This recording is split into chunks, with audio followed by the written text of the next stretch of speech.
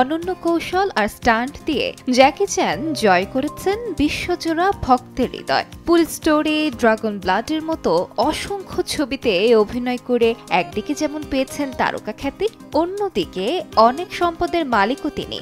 তবে খ্যাতির বাইরেও রয়েছে জ্যাকির গভীর জীবন দর্শন। নিজের টাকা সন্তানের জন্য না রেখে 4,000 কোটি টাকা দান করেছেন জ্যাকি। তার ইচ্ছা দানকৃত টাকা দুর্যোগ, ত্রাণ ও শিক্ষার মতো কাজে ব্যবহৃত হোক।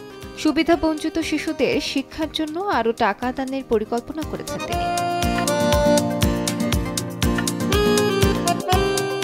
এক সাক্ষাৎকারে জ্যাকি বলেন, আমার সন্তানের যদি সামর্থ্য থাকে সে উপার্জন করে নেবে, আর যদি না থাকে তাহলে সে আমার টাকা খরচ করে ফেলবে। তাই এক বিশাল অংশ দান করে দিয়েছেন তিনি, যাতে সেই অর্থ ব্যবহৃত হয় দুর্যোগ মোকাবেলা, শিক্ষা ও ত্রাণে।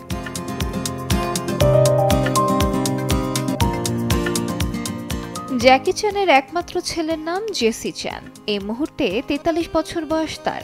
বাবার মতো তিনিও যুক্ত ফিল্মি দুনিয়ায়, গায়ক, অভিনেতা, পরিচালক জেসি। তবে জনপ্রিয়তায় বাবার চেয়ে অনেক পিছিয়ে। 2014 সালে জেসিকে মাদক গ্রহণের দায়ে অ্যারেস্ট করে স্থানীয় পুলিশ।